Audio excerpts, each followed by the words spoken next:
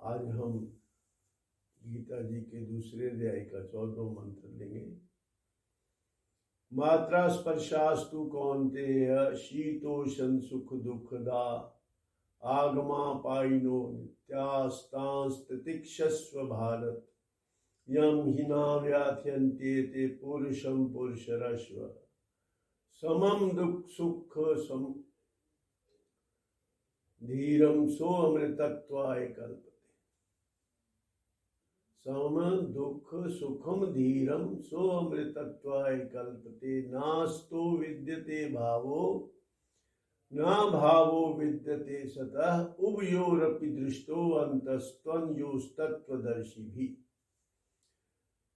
ये जो हमारे इंद्रियां हैं ये संसार के ऑब्जेक्ट्स से, इंद्रियों के जो विषय हैं उनसे इंटरेक्ट करती हैं, उनके स्पर्श में आकर उनसे सुख और दुख प्रोड्यूस होता है। संसार के जितने भोग पदार्थ हैं वो जिस जिस भी इंद्रिय का विषय है उस इंद्रिय से हम उसको भोगते हैं। यदि उसके संपर्क में वो इंद्री आती है और उससे प्रोड्यूस क्या होता है, शीतोषण सुख दुखदा आगमा पाइनो नित्यस्तांस्तितिक्षस्व भात। उससे शीतल, या तो उससे शीतलता सर्दी होती है, उष्णता गर्मी होती है, तो आउटर उसका इफेक्ट हो गया। जो सर्दी हो गई या गर्मी, आउटर इफेक्ट है बॉडी पर इसका जो इफेक्ट है। और जो आंतरिक इफेक्ट है शीतोषण सुख दुखदा, उससे या तो सुख होगा या दुखी हो गया। किसी भी इंद्रिय के विषय के साथ जब वो संपर्क होता है तो उससे यही चार चीजें प्रोड्यूस होती हैं। आउटवर्डली शीत और उष्ण, और इनवर्डली सुख और दुख, ये प्रोड्यूस होती है। तो भगवान कहते हैं कि इंटरेक्ट, तो ये लाइफ जो है इंटरेक्शनल है। इंटरेक्ट तो तुम्हें करना होगा, इंद्रियों को पदार्थों के साथ इंटरेक्शन तो होगा। जीवन यही है, इंटरेक्शनल है अपना जीवन। तो उससे जो सुख दुख प्रोड्यूस होता है, या शीतोषण प्रोड्यूस होती है, उसमें सम रहना सीख लो। तो वो ऐसा जो आदमी है वो अमृत तत्व को प्राप्त होता है, वो मुक्ति के योग्य है। और ये जो आगमा पाइनो, शीतोषण सुख दुखदा आगमा पाइनो नित्यास तांस्तितिक्षस्व भारत, ये जो परिस्थितियां, ये जो इन संपर्क है विषयों का और इंद्रियों का, ये आगमा पाइनो आने जाने वाला है। जो इससे सुख दुख प्रोड्यूस होता है वो भी आने जाने वाला है। तो ये अनित्य है। आगमो पाइना नित्यास्तांस्तितिक्षस्व भारत, इसको तू, हे भारत, इसको तू सहन कर। ये भगवान कृष्ण उसको उपदेश कर रहे अर्जुन को कि इनको सहन कर लो। तो जो इनको सहन कर लेता है वो अमृत के तुल्य, अमृत को प्राप्ति करने के योग्य है।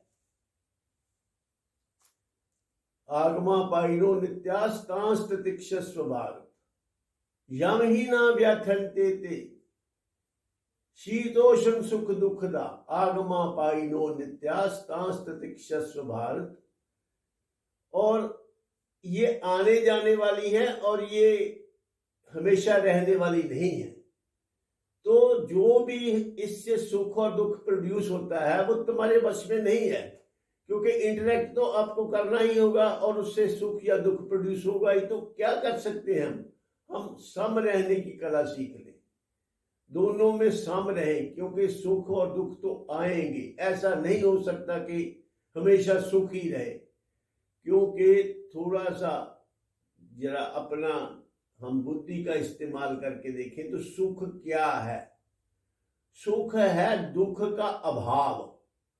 अभाव उसका ही होता है जिसका पहले भाव हो। तो पहले कोई दुख होगा, फिर दुख हटेगा, दुख का अभाव हो जाएगा तो सुख। और ऐसे ही सुख आने से सुख का भाव हुआ, और सुख जब जाएगा, उसका अभाव होगा सुख का, तो फिर दुख। तो ये तो अपने आप आने जाने वाली, इनकी फितरत ही ऐसी है, इनकी नेचर ही ऐसी है, इनका स्वभाव ऐसा है, ये आने जाने वाले हैं। और ये दोनों ही, ये हो नहीं सकता कि एक आए, क्योंकि दोनों सुखों के बीच की अवस्था जो है वो दुख है, और जो दोनों दुखों के बीच की अवस्था है वो सुख है। इसलिए ये, इसके लिए कुछ नहीं किया जा सकता, इसके लिए सिर्फ हमें सुख और दुख से परे रहने की कला सीखनी पड़ेगी। दोनों ही स्थितियों में मन की दशा जो है वो सम रहे, ऐसा जो आदमी है वो भगवान कहते मुक्ति प्राप्त करने के योग्य है। तो हमारे सारे संसार के साथ हम जैसे मर्जी डील करें, यही दो इफेक्ट प्रोड्यूस होते हैं मानसिक लेवल पर, सुख या दुख। और इन दोनों से अगर हम विचलित ना हो, ना हम सुख से ज्यादा हर्षित हो और उसको रिटेन करने की कोशिश करें कि सुख हमेशा रहे और दुख हमेशा ना रहे, ऐसा कभी हो नहीं सकता। असंभव की कामना नहीं करनी चाहिए। सुखेषु द्विगुणमना दुखेषु विगत सप्रिया। जो दुखेषु द्विगुणमना, दुख से जिसका मन द्विगुण नहीं होता, दुखेषु द्विगुणमना सुखेषु सप्रिया वीतराग भय क्रोध धी मुनि रुच्यते। जो आदमी दुख और सुख में बराबर रहता है,